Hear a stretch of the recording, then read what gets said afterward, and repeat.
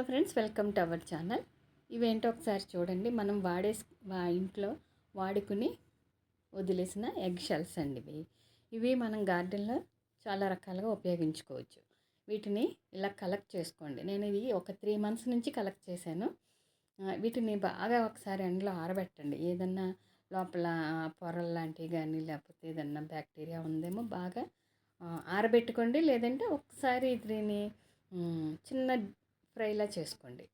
చేసుకున్న తర్వాత వీటిని మనం మొక్కలకి ఈరోజు ఎలా వాడుకోవాలి, వీటిని ఎలా తయారు చేసుకోవాలని మనం నేర్చుకుందాం. ఇప్పుడు నేను ఈ 3 మంత్స్ నుంచి కలెక్ట్ చేసుకున్న ఎగ్ షెల్స్ అండి. వీటిని మొక్కలకి కాల్షియం అవసరం కదా.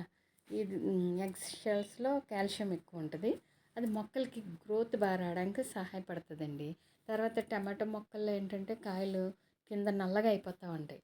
అవి కొన్ని కాయలు అయితే సరిగ్గా పండవన్నమాట. అది కాల్షియం డెఫిషియన్సీ వల్ల వస్తుంది. సో అలాంటప్పుడు మనం వీటిని ఫైన్ పౌడర్లా చేసుకుని మొక్కలకి ఇస్తే చాలా ఉపయోగపడుతుందండి. దీన్ని లిక్విడ్ రూపంలో కూడా ఇవ్వచ్చు. ఎలా అంటే కొన్ని పెంకుల్ని మనం ఫ్రై చేసి, అంటే ఒక్కసారి ప్యాన్లో వేడి చేసి వాటిని వెనిగర్లో వేసుకొని పెట్టుకుంటే ఆ షెల్స్ బాగా వెనిగర్లో నానిపోయి కాల్షియం అంతా వెనిగర్లోకి వచ్చేస్తుంది. అది లిక్విడ్ రూపంలో డైల్యూట్ చేసి ఇచ్చుకోవచ్చు. అదొక మెథడే. ఇది చూసారా, ఫైన్ పౌడర్ లాగా అయిపోయింది. ఈ పౌడర్ని మనం ఇప్పుడు ఏ మొక్కకన్నా ఇవ్వచ్చండి. పళ్ళ మొక్కలకి ఇవ్వచ్చు, పూల మొక్కలకి ఇవ్వచ్చు, కాయగూర మొక్కలకి ఇవ్వచ్చు. అన్నిటికీ మనం ఇచ్చుకోవచ్చు. ఇవేమీ వేస్ట్ కాదండి. గార్డెన్ ఉన్న ప్రతి ఒక్కరు కూడా ఎగ్ షెల్స్ని ఒక ఫెర్టిలైజర్గా వాడుకోవచ్చు. ఇప్పుడు నేను దీన్ని ఎలా ఇస్తానో చూడండి.